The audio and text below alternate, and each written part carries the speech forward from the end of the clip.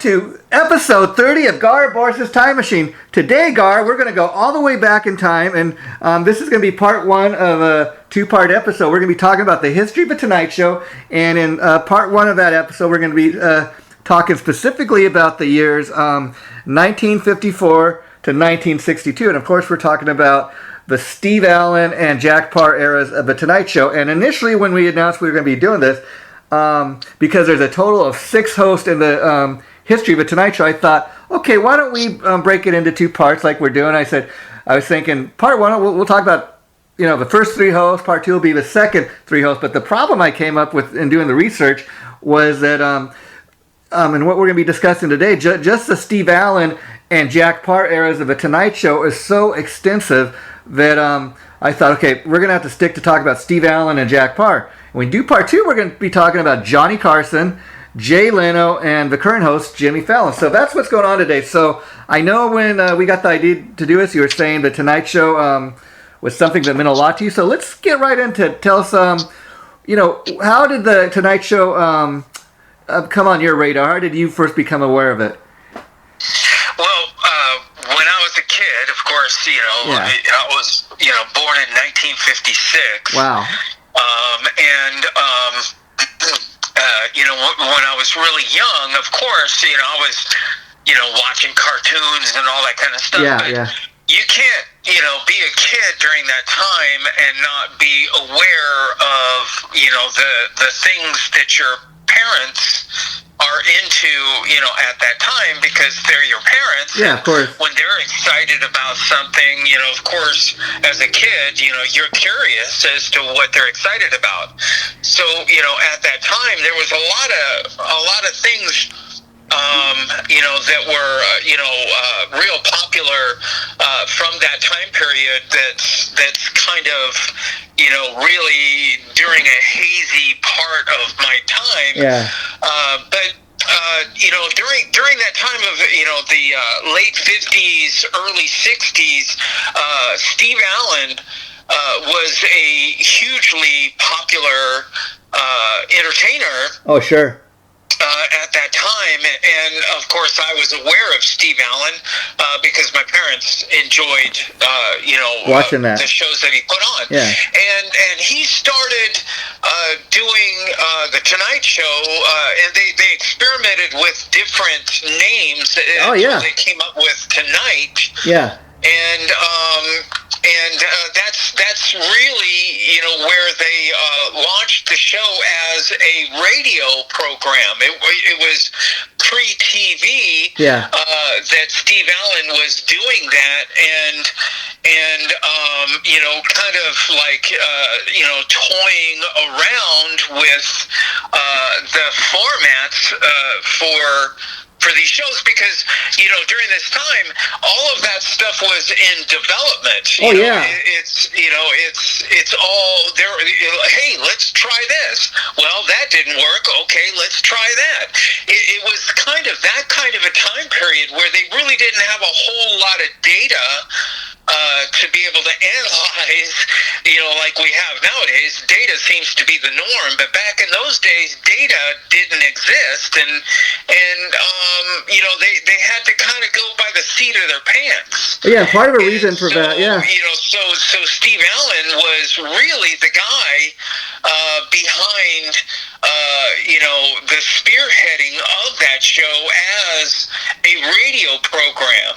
I could totally see that, because radio, the popular of radio programming during that transitional period was that you sat at home in the living room by the radio, and whatever people would be talking about, you would be visualizing in your brain. Yeah. Kind of like what you do when you're reading a book. You're visualizing the story in your brain, and that's why people like to read books. But that was the popularity of radio programs during that time, and why so many TV shows and all that kind of stuff kind of just made transitions from radio into TV. Yeah. So Steve Allen, really, they really came up with the format, of doing the monologue, at the beginning, and then interviewing the guests and doing all of that stuff. And it was really the spirit of the show really started then. Yeah, you make a couple of great points. I mean, this Tonight Show, it really it premiered, like, and we're going to get to that, in 1954. And so in television in the 1950s, as you're saying, is really in its infancy. It really made the transition from radio to TV. I mean, that's kind of the next step up in the technology ladder. And the thing is, TV at the time, because it's in its infancy, black and white, they're learning how to do it, as you say. That's why when they started making the transition from radio to a TV production, they got a lot of their talent from guys such as Steve Allen, who had been on the radio, because people were already familiar, for example, with who Steve Allen was. They'd heard him on the radio. Okay, so why don't we see if we can get Steve Allen, if he can transition what he does on the radio to TV. So that was the first step, was getting talent that people were already familiar with. But what was different is, although they know Steve Allen's voice, a lot of people probably didn't even know what he looked like at the time, because I don't know, a whole lot of radio personalities from the 50s had like maybe great promo shots, probably not something they did back in the day, but once you get on TV, people are seeing you every night, Well, Steve Allen was a big star back in those days. Oh, sure. A lot of the younger generation, doesn't even know who he was, and his impact on entertainment. But in the late 40s and all through the 50s, Steve Allen was a big name brand during that time period, and he was a very likable. He wasn't an edgy kind of person. His appeal was his likableness, and part of his appeal, during his shows, and I remember this because I watched it. Is he would sit down at the piano, because he was a musician very as well, proficient piano player, and he would sit down and sing a song and play piano that would have some kind of tie in to the show, giving him the ability through a song to say something, you know what I mean? Rather than just performing a song, he was actually saying something while performing the song, and that was his appeal. He wasn't saying something edgy. It was more endearing, that was his style. I'll tell you another thing. And the difference between you and me with this, Gar, is my reference point, I remember when I was much younger, for Steve Allen, was this TV show that he had along with, you may remember, Don Rickles and Dick Clark. It was called something about like practical jokes and videos. And then I started hearing as that show became more and more popular. This was from the 80s. And so Steve Allen is long gone from the Tonight Show, and my reference point is because Johnny Carson is kind of my reference point to the Tonight Show at that time. And then I hear, Steve Allen's hosting this new show, Practical Jokers, with Dick Clark and Don Rickles. He's the original host of the Tonight Show. I'm thinking, wait a minute, you mean that somebody else hosted the Tonight Show before Johnny Carson? Oh my God! To think the world is big. A lot of people that they have no idea who Steve Allen is, and they have no idea who Jack Parr was either. And that's why I wanted to do this. And back in those days, both of those guys were very, very highly regarded names. They had created huge brands for themselves. And the funny thing is a brand thing, the terminology brand is a more of a recent thing. Terminology, but it is the best description, for what those people were doing back in those days when they really didn't realize that that's what they were doing. They were creating their own brand. And you can see that in the research as it's going to come out throughout the episode. And to give people kind of a reference point of what we're talking about, the Tonight Show premiered on NBC on September 27th, 1954, and was filmed in black and white from 1954 to 1960. The Tonight Show is still airing new episodes. The show this year, Gar, celebrates its 68th anniversary. That's a lot. Okay. In doing the research for this, I came across something that is really ironic. Yes. Because the only remaining, reference to the first show ever broadcast of the Tonight, being hosted by Steve Allen, the very first show with the very first monologue. In that monologue, Steve Allen predicted that the show was going to go on forever and ever. And what a prediction! And I gotta say, Gar, did you get a chance to check out? And speaking of, I was able to go on YouTube and find the very first episode of a Tonight Show with Steve Allen ever aired. I don't know if you got a chance to check that out, but I will be posting that on our page. And it's just amazing to go back in time and be able to pull up stuff like that.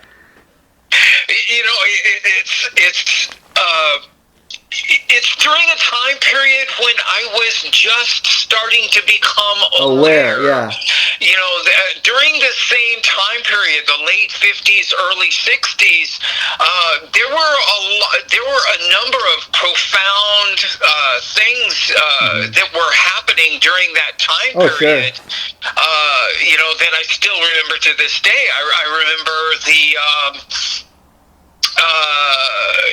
the nuclear standoff between us and Russia, and sure. I remember being at a school called Mitchell Tarina Elementary School. Well, it went through elementary and all, through many grades, but during that time, I remember being at school and them having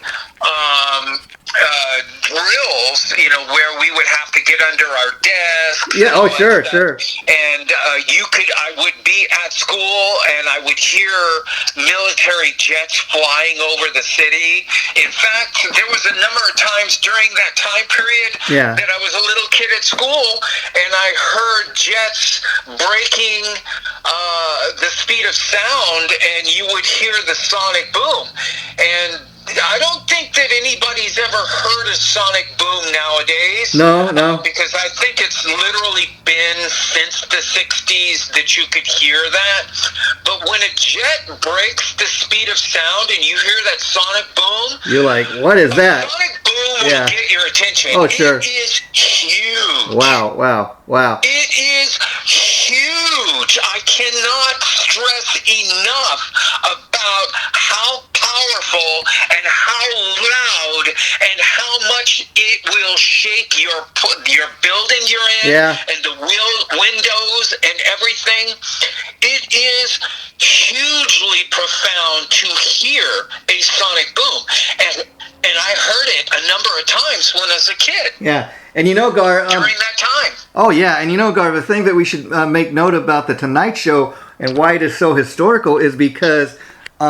again, the Tonight Show, when it premiered back in 1954, it was the first of its kind. I mean, they never thought to have a late-night talk show like that before. And so once the Tonight Show did start to eventually become successful, that's why, all these years later, you have other people, like David Letterman and all these other late-night shows trying to copy the success that the Tonight Show kind of originate. And also, I don't know about you, but in doing the research, I found that you can kind of see the development of a Tonight Show from when it first started to modern day, because even in the beginning of a Tonight Show, as you've probably seen like me, it went through numerous name changes back and forth. I mean, when it started as something else, and they changed it to Tonight. And we're going to kind of get into all that. But again, Steve Allen hosted the show from 1954 to 1957, and it should be noted that Steve Allen, like we said, was a radio personality, musician, composer. He got his start in radio, but was known mostly for his extensive network television career that would come later. It started out, as just kind of like this whim kind of thing. Hey, let's try this. In fact, and just basically kind of developed into a life of its own, and that seems to be the recipe for all shows and things like that wind up becoming successful. Is a key element for success is a show kind of developing a life of its own. Yeah, in fact, it's no longer being pushed or developed. It just kind of starts, doing it all on its own. Yeah, in fact, changing the name to Tonight, I think really was a good idea, because it really let people kind of know what it is. It's a late night show tonight. But this is what's interesting. Okay, the format of the Tonight Show can be traced back to a local 40-minute New York program called the Knickerbocker Beer Show. What the hell was a Knickerbocker Beer Show, you ask? It was a brand of beer. Yeah. in New York. Yeah. I'm not like this crazy beer lover, but I do, like to drink beer. I would be interested in, trying Knickerbocker beer. Yeah. And what's funny about that is how they got to even have modern day soap operas. The reason they're called soap operas is because the companies that used to sponsor those shows were primarily like laundry and dish soap companies. And so getting back to the Knickerbocker beer show, it was because that's who sponsored it. And you kind of see the way even the way they create TV shows has kind of really improved, because I get that they're paying for the show to be made, so you want to find a way to kind of include the name. But even today, if I was to see the Knickerbocker Beer Show, I'm thinking, that must be a show about beer. They must be showing you how to make beer in your own backyard or something. That's not even what it was about. So when they get to the point, say, hey, we're going to change the name to Tonight, okay, it's a better kind of description of what it is. Well, I think the people, the powers that be, were kind of discovering, on their own that Knickerbocker beer wasn't a good. You know what I mean? Yeah. It just was not part of generating success for the show. And of course, what is the most important element for generating success for anything? The name. Yeah. And so actually, it says it premiered in 1954, but it really, the show really kind of has its roots back to 1953, a year before. And the thing was, at the time, they called it the Steve Allen Show, because obviously Steve Allen was a guy hosting the show. And I guess that's kind of where they got the idea too. Okay, well, we got the Steve Allen Show, and he's doing pretty good on TV. And for whatever reason, they decided to call it. They eventually, like a year later, changed it from to Tonight, just not even the Tonight Show, but just Tonight, starring Steve Allen. So again, it even has its roots back to 1953. But if you look at the records, they say the very first episode of Tonight aired in 1954. Well, it just proves my point about during that time period when everything, when all of TV was in development, it was hey, let's try this business. Yeah. It really was. They didn't, like I said before, it really didn't have a whole lot of data, to analyze to be able to lead themselves to these decisions. There was a lot of gut decisions, what had I mean? To be made, but things, rule by the hip, type of decisions that are, being made during that time. And it's really obvious, when you look at it in hindsight, but, it just shows you, I just, it really kind of pulls back the curtain and shows you the creativity that's needed to be involved in anything that's entertainment or anything that's art. The element of creativity is the most important part. Oh, sure. And and nowadays that's your biggest difference between what was being broadcast and what was being done back then compared to nowadays, because nowadays there is really almost no element of here, let's try this, or here, let's try that, and it's more about just analyzing the data to lead people to whatever decisions that they're going to be able to make, and that's the reason why data is so valuable nowadays, because there are companies that are willing to spend millions and millions and millions of dollars to be able to get that data to analyze it. But that's what's going on nowadays, which is totally different and totally non-creative compared to what was going on back in those days. And again, they had nothing to nothing that really came before the Tonight Show. Like I said, no such show had existed. This is the very first late night. Now, in order to be successful late night show, what's it really take for people to tune in, continue to tune in? If you're going to watch a show like this, Steve Allen's a perfect host at the time because millions of people heard him on the radio. They knew who he was. Okay, but now how are you going to transition that success from the radio to the TV? Get people to tune in for this type of show. It's supposed to be kind of comedy. It's supposed to be able to make people laugh. So now they're going to be saying, oh, that's a guy I used to listen to on the radio. He's a real funny guy. I like to check in his TV show every night because he tells some great whoppers and jokes and makes me laugh. And so that was he was a well-rounded entertainer, and he really is a jewel that's lost. He set the standard, if you will, because he's what came first. So you can't even say that.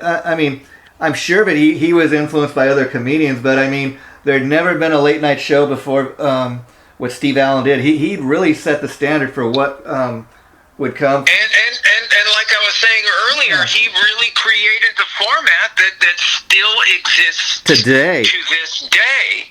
All of those late night TV shows that we all know about today, that exact same format was developed by Steve Allen during the Steve Allen time period.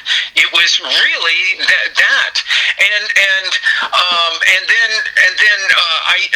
I really was never able to find out why Steve Allen wound up leaving. I got the show. that. I guess he got a better offer to do something in prime time or something. Yeah, like that. We'll get into that. And so he then they'd make the decision to do a news program in 1957, and it just totally changed the format, and that one went like a lead balloon. Yeah. In fact, let me. We're going to get into that very shortly. But before we do, Gar, I want to see if you came across this because I came across some interesting little tidbit here. I got a trivia question for you. Do you have any idea who the Tonight Show's very first announcer was? That's the guy, that is. You go to break. Okay, we'll be right back. And Steve's first guest is da da da da. Any idea who that was? No, but I do know that he wound up getting fired. Okay, well, this is a real fun fact.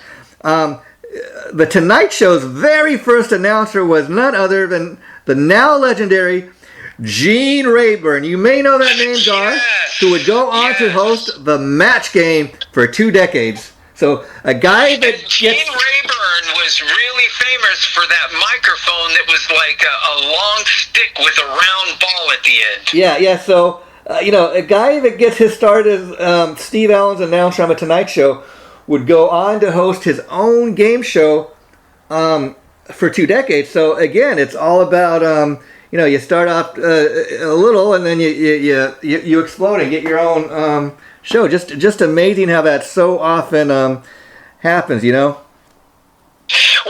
there's a lot of people that are associated with the Tonight Show that went on to have, huge success. Yeah. Okay. And so, Gar, now a little bit of like you were asking. Okay, so why did Steve Allen's time on the Tonight Show end? And this is what I was able to find out. When the Tonight Show started, it started to get really popular. Steve Allen was given so when the show first started, it was really popular, and the ratings were up high, and it was doing so good. They got the idea. Hey, Steve, you're doing so great with this Tonight show. We want to offer you a separate show of your own every Sunday night. Okay, and then that got to be. Oh, that's right. To compete with the Ed Sullivan Show. Yeah, because see, that's the thing is the Tonight Show, I think, predates the Ed Sullivan Show. But then once the Ed Sullivan Show came on, the two shows were kind of competing, and then Ed Sullivan's show started to do a little better. Well, I have to admit, I was a little kid during that time, and the Ed Sullivan Show, became iconic. I mean, recent generations are not aware of it, but if you're from my generation, every hugely iconically successful entertainer launched their careers on his show. Yeah, and so here's literally launched their careers on that show.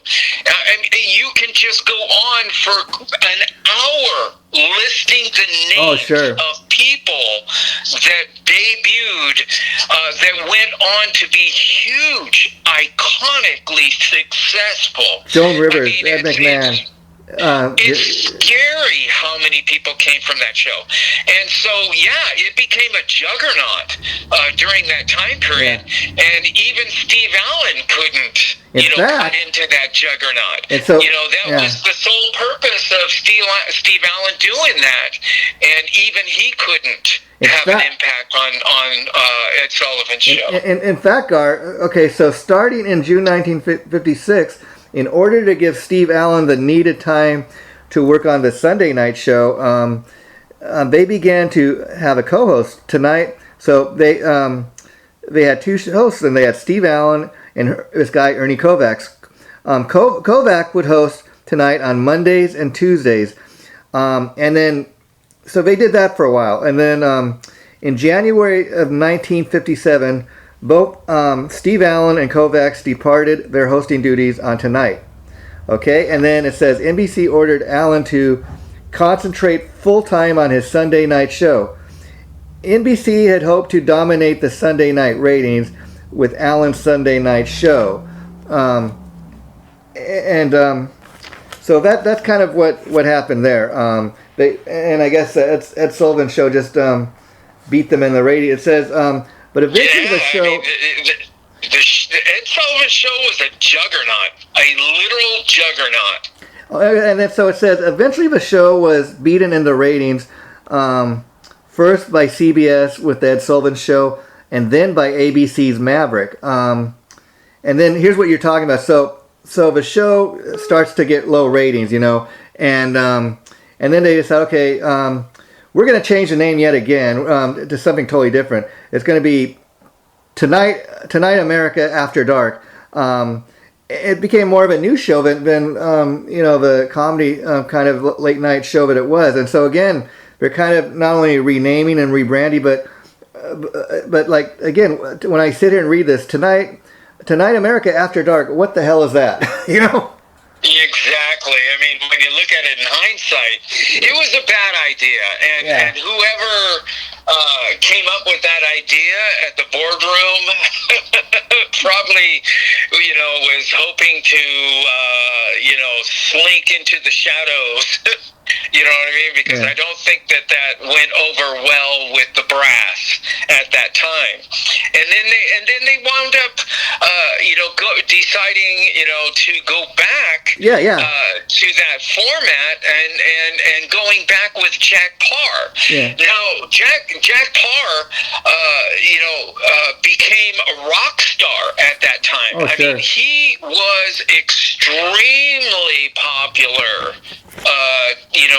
When he wound up taking over the Tonight Show, and I just remember, there was a lot of people that just absolutely loved Jack Parr.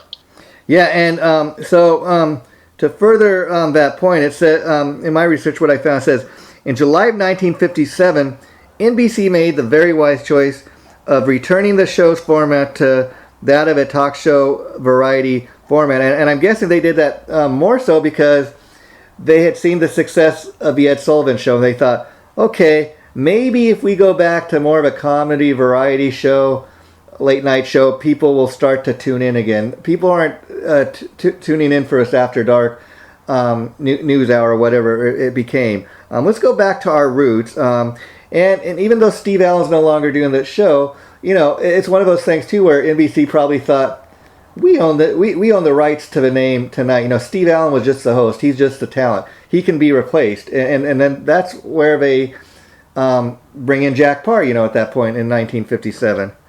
Yeah, and he did a great job. I mean, then again, he is another one that was a shining light during that time period that people really, he's lost in the shadows nowadays. But yeah, Jack Parr was a rock star during that time period, and nobody could envision anyone ever replacing Jack Parr at that time. He was that popular. And he was so popular. Had such loyal fans. And nothing against Steve Allen, but he became so popular, like you're saying, Gar, that even people have been tuning into the show since 1954.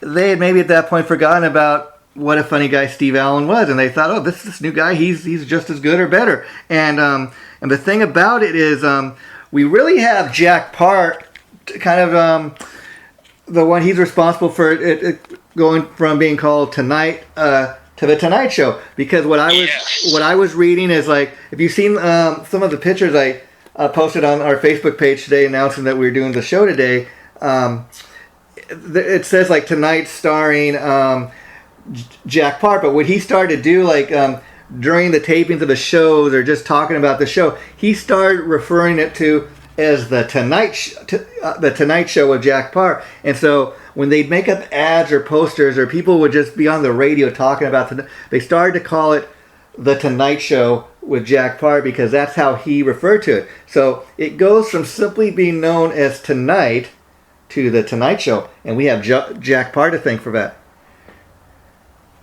Well, I can't say enough about his popularity at that time. I just remember, so many people just absolutely loving that show, and it was really. I think one of the things that just got people all riled up, because you just didn't, I don't think anybody had ever done a show where the host, in the middle of the show, gets up and walks out on his show. Yeah, in the middle of his show. And Jack Parr wound up doing that. Yeah, and we're going to get into that in a little bit. Yeah. Just got, there was the people that were his loyal fans that just absolutely loved him, that were defending him at that time. Yeah. And then there was the other people that were just kind of like, Jack Parr, whatever. But just the fact that he got up and walked out on his show. They demonized him. I mean, nobody had ever done that. Created a huge controversy during that time. It was a really big controversy at that time. I don't think anybody had ever done that before, and he wound up doing that. And, I guess it would just that act alone would label him as a controversial figure. Yeah, and see, that's the two, I think, biggest difference between Steve Allen and Jack Parr. Both very funny guys in their own right, but I dare say Steve Allen was probably chosen too because he's more of a politically correct guy. He's a guy that probably, if he was having a problem with the network, he'd discuss it with, he wouldn't air it out like that on live TV. He'd discuss it maybe with them, in the offices or whatever. But both funny guys in their own right. But you are so right about that, and just to give people kind of a reference point, like I said, Jack Parr kind of takes over from Steve Allen in 1957, and that's kind of the year he comes on. But he'd apparently been very big, in TV too before that, because what I was reading is, let's see, Jack Parr first appeared on television in the early 1950s, where he first appeared on the Ed Sullivan Show as a comic, as well as hosting 2 game shows, Up to Par in 1952 and Bank on TV Stars, which was in 1953. So he'd been well known on TV too, so he'd done a few things before, so that's how they found him. Yeah, and game shows during that time period were very popular. Yeah, and then it says, with Jack Parr taking over the hosting duties of Tonight, this is where the practice of branding shows with the name of the host in the title. That's what you were saying at the very top of the show, and so if it had not been for the Tonight Show, I mean, even if you see the Tonight Show with Jimmy Fallon, in modern day, in the year 2022, you see all the little posters they have and the ads, the Tonight Show, and the way they brand it. I mean, again, the network, NBC, they still own, the copyright to the Tonight Show. They're the ones that created it. They should, but you know what I mean. So that is one of those properties that 68 years later, it still has a value. Still stands. Yeah. Still stands. And really, all people that enjoy their success after Steve Allen and Jack Parr their success to Steve Allen and Jack Parr. Because, basically, had it not been for Steve Allen and Jack Parr setting the stage for them, to hand off that baton to those guys. You see what I'm saying? Yeah. They really, say... not to take anything away from Johnny Carson. No. Because Johnny Carson took the format and made it his own. Oh, sure. But they created the format. You see what I mean? Yeah, and here's... those two guys really, were the instrumental pair that really created the format for the rest of the generations after to enjoy. Oh, yeah. I mean... And it's their creativity. It's their, here, let's try this. Here, let's try that. That whole thing that turned the show into what it was. And it's really, I can understand about how nowadays all the powers that be want to use data and everything. And I completely understand that because it really takes a lot of guesswork out of a lot of things. But... the difference between what was being done in the beginning of the Tonight Show and what is being done now in making decisions on launching whatever's going to be launched is the art. Yeah, I mean... Because what was going on back in the 50s was art, because it was just totally using creativity to make the decisions. When you're making decisions by utilizing data, there's no art to that. Yeah, and see, here's the thing. Does that make sense? Oh, sure. I get what you're saying, because it's kind of like I was saying, too, earlier in the... show today. Okay, my reference point, maybe partly because of my age, is for the Tonight Show is Johnny Carson first and Jay Leno, and so like I said, in the 80s when Steve Allen has this new show, Don Rickles and Dick Clark, and then we start hearing, the original host of a Tonight Show, Steve Allen's got this new show. Oh, wait a minute. Somebody else hosted the Tonight Show before? Oh, you got to be kidding me. The world existed before me, and it's much easier to go back, like even doing the research for today's show. You and me are able to go on YouTube and we can find these old episodes of the Tonight Show with, Jack Parr and Steve Allen. And even that amazes me that stuff still exists. And it's so easy to go and kind of check out. And I totally agree with you with Johnny Carson. See, what he did is he just took it to the next level. That's why so many people, maybe from my age group, when they think of a Tonight Show, that show's not Johnny Carson. He's been dead for years, but even when Johnny Carson took over, he made it so much his own that I remember even myself growing up, not always referring it to as a Tonight Show, but sometimes me and other people we say, "Oh, yeah, I'm going to watch the Johnny Carson show tonight. They're going to have so and so on."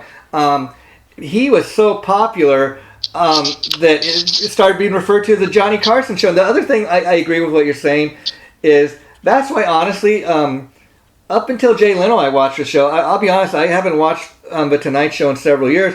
Not because I don't like the current host. I think he's a funny guy. But the way they run the show now, they only want to appeal to a certain group of people. They will, for example, bash Donald Trump, but they won't bash other people. Or they have like a think tank, like you said,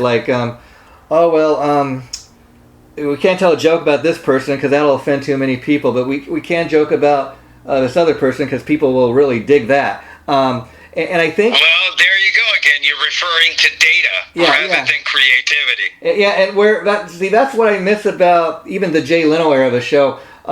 You had comedians that I'd say the first 4 comedians that ever hosted the Tonight Show, what they all had in common was great comedy. They knew how to make people laugh. Like, you never saw Johnny Carson get up and say, "Oh well, I got to be politically correct, and so I can only say this and this." In fact, Johnny Carson, even as tame as he was anything but politically correct. He was the type of guy that would kind of just speak from the heart. He'd say what was on his mind, and that's why people tuned in. Well, you can't recreate the 60s, 70s, or 80s. 2022.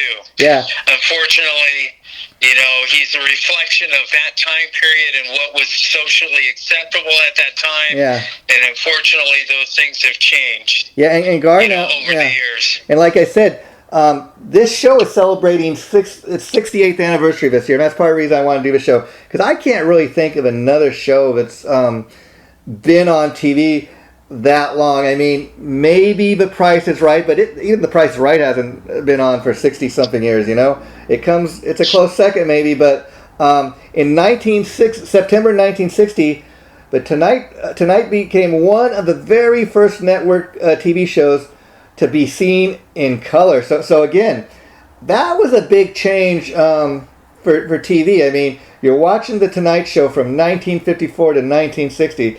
You're always tuning in to it being black and white. And I'm almost willing to bet, even though I wasn't there, I don't think they made a huge announcement, tune in next week and it's going to be a colorized show. They probably just, people tune in one week and, oh my God, they're showing it in color. In fact, I remember seeing old TV shows where it would say in living color, because it was such a major thing back in the day when they started colorizing these TV shows, in the late 50s and 60s. I was around. And what was that like when you tuned in one? I was watching TV at the time when virtually everything that was on TV was black and white. Mm-hmm. In fact, at that time, only black and white TVs existed, and you had to be in a family that had more money, that was more wealthy to be able to afford a color TV. And that was a real thing back in those days. Oh, sure. It was kind of a dividing thing, because the people that couldn't afford it still had black and white TVs, and the people that were more wealthy had the color sure. TVs. Yeah. At that time, and it's hard for people to really visualize these things, but these things existed at that time. And when they transitioned from black and white to color at that time, it was a big deal. And eventually, when everything just went over and it just transitioned over to color, then they started making color TVs more affordable, and then the rest of America could afford to have a color TV. But that dividing line existed at one time. Oh, sure. Back in those days, where there was a significant number of people in the United States that could not afford a color TV. And once it got to the point where almost everybody had a color TV, and that was a major thing back then. The next kind of thing in technology to come with that is, do you remember all of a sudden, now not only could you buy a new color TV, but you could also get a hi-fi remote control. That was a new thing. Yeah, you don't have to get... Yeah, because back in those days, I used to be the remote control. Yeah. And another thing, Gar, okay, so while we say Jack Parr kind of...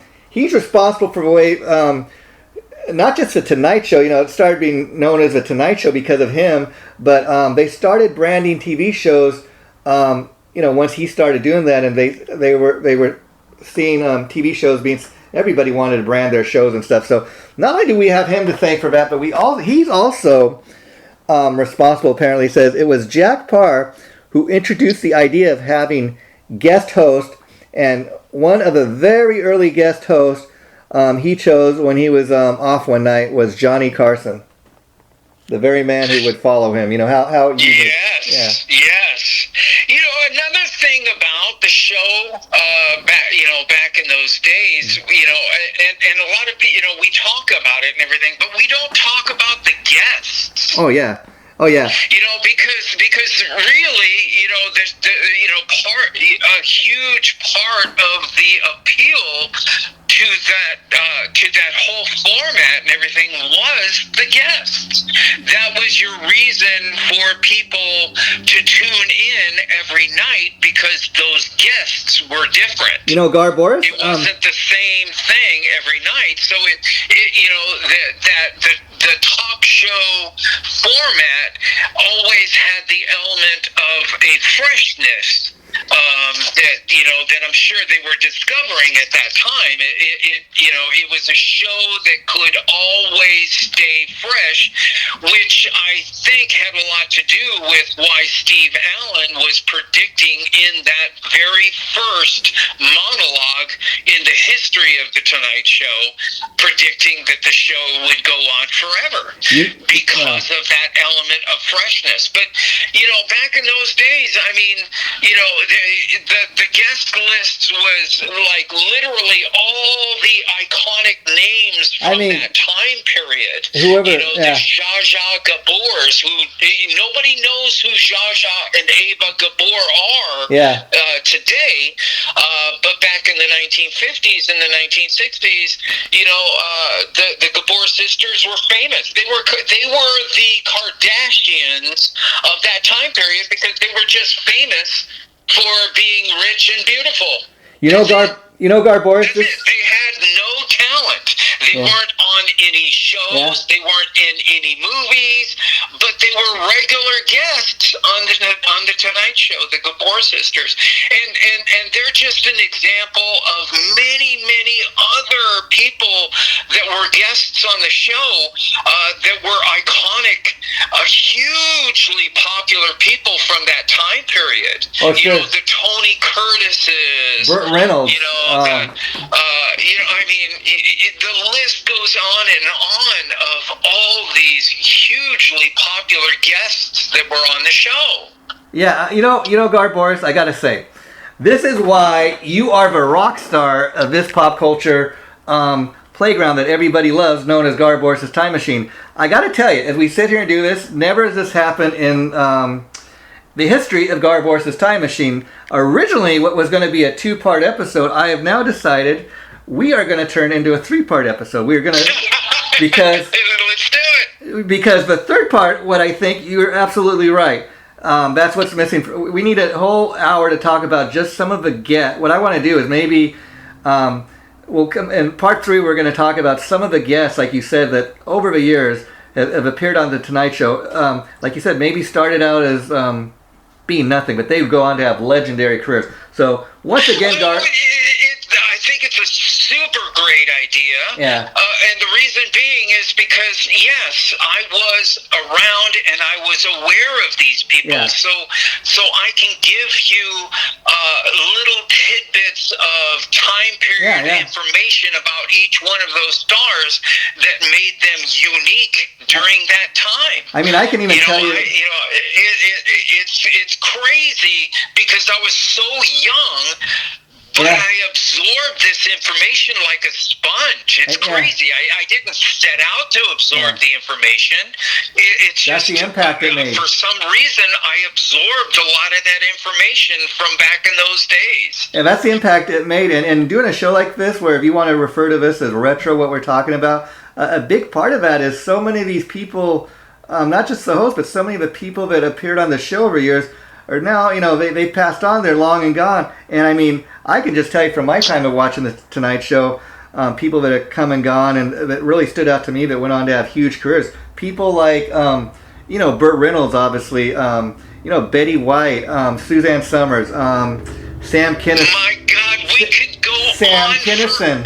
forever. Sam Kinison, Jerry Seinfeld. And so, Gar, we have all that to look forward to. And before we wrap this up, we're going to wrap it up with kind of what you were talking about, how Jack Parr's time on the show came to an end. It said, now this is the first part. On February 11th, Jack Parr walked off the show after NBC censors edited a segment which included a joke about a water closet, which is a polite term for a flushing toilet. Now this is where you said he got mad. He did not like them trying to censor him for something that he thought was kind of a silly little joke. And so Jack Parr left the stage that night telling the audience, "I'm leaving the Tonight Show. There must be a better way to make a living than this." The show's announcer was left that night to finish the show that night. So again, just think you're in the middle of doing a live TV broadcast, and as anybody knows what that is, it is being taped before a live audience, and in the middle of the show, in the live taping, the host, the main star of the show, in an angry rant, walks off the stage. What are they going to do? Well, okay, we got to finish filming this show. We got like 25 more minutes. Okay, who can we get to take? Okay, we'll get the announcer. And then he has to, I guess, figure out what he's going to do for the next 25 minutes. He'd explain, "Oh, we're sorry about what happened," whatever. But so that's what went on that night. And then it says, Jack Parr's absence from the Tonight Show lasted for a whole 30 days, a month. On March 7th, 1960, Jack Parr returned to the Tonight Show saying, "When I walked off, I said there must be a better way to make a living. Well, I've looked into that, and there doesn't seem to be. The show." The reason why he walked off was because when he actually said the joke, they cut away from the show and went to a news broadcast. Yeah.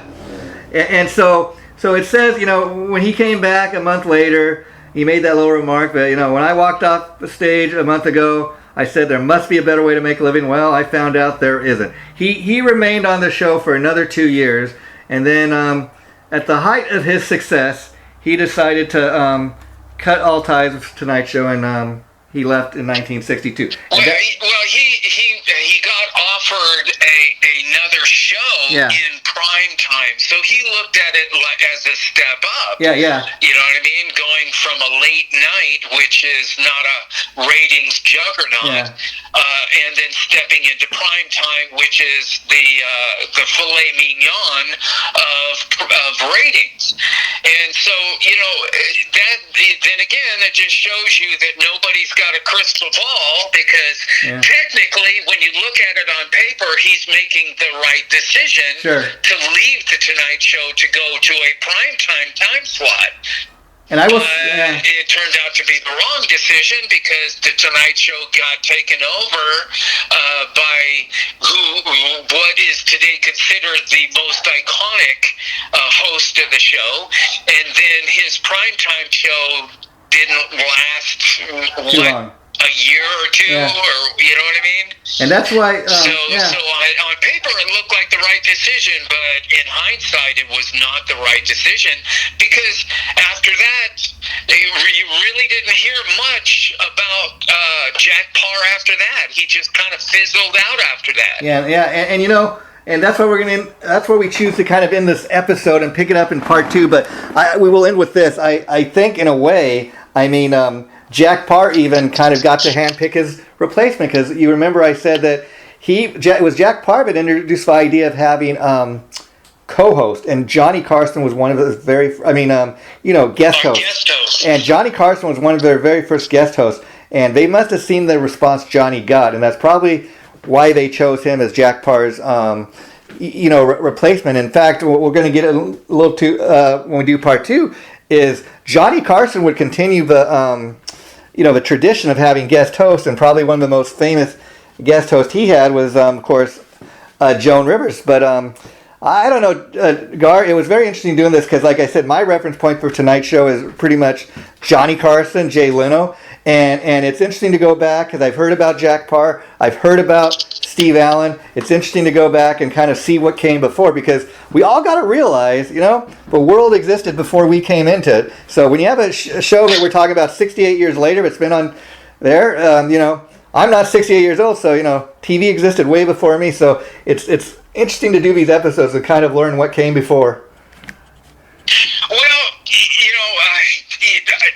I think one of the reasons why, when doing the time machine metamorphosized into what we're doing now, from what it actually started out to be, because even with this, the time machine, it's going through its own metamorphosis, just like this show that we're talking about right now. You and I are experiencing these same, subtle format changes and stuff like that. But one of the reasons why, I really get a deep enjoyment doing it is because I do get to reminisce about the time period. Oh, sure. That's fun. Because, if for me, there's a personal connection to the time period, but also it gives me a chance to, bring to light and dust off some of these old memories for people that might be my age and enjoy reminiscing about these things. And, oh my gosh, I remember that. Oh my gosh, I remember this. You know what I mean? But also appealing to the younger generation that has a affinity for the retro. It was just, because there is that element. There is a element of the younger society that really is interested in things that happened before they were born in a time period, and which also makes me one of those people, too, because that's why I enjoy it too. Yeah, and while I may not tune in to the Tonight Show because I'm not crazy about the current host or way they do the show, I don't find it as funny. I still have a huge amount of respect for the legacy of the Tonight Show and the fact that it is 68 years later. There is a certain number of people still tuning in, probably because they have been. You got some people probably still alive that have been watching the Tonight Show all the way back from 1954 when it first premiered. Well, I was one of them. I loved watching late night TV, and I loved watching all the stars. One of the appeals to the guests that were on the show is you got to see the stars not acting. being themselves. Yeah. And that's another thing. During the beginnings of the Tonight Show, when you saw the stars, they were not acting. They were not being their characters on the show. They were actually being themselves. I think that's also an element of when you see people on talk shows nowadays, there is a larger element of those guests that when they go on the talk show, they're still being their characters. Oh, sure. They're not being themselves. When you watch those old talk shows, the stars, that were the guests, they were actually being themselves, which really made it interesting to watch. Yeah, I mean, you don't have a manager or an agent like you do now, maybe whispering in those celebrities there that, hey, when you go on the show, don't get controversial, you don't want to offend anybody, and then a lot of times they don't come off as being too authentic. But Gar, we had another great episode. I want to thank you for doing this, and in 2 weeks we're going to do part 2. We're going to be talking all about Johnny Carson, Jay Leno, and Jimmy Fallon, kind of bringing up to date. And then, because of the rock star that you are, there is going to be an episode 3 talking all about some of the guests that appeared on The Tonight Show, got their start there, and would go on to have legendary careers. Gar Borras, I could not do this without you. Thanks so much, buddy. Thank you. Okay, bye-bye, Gar. Take care.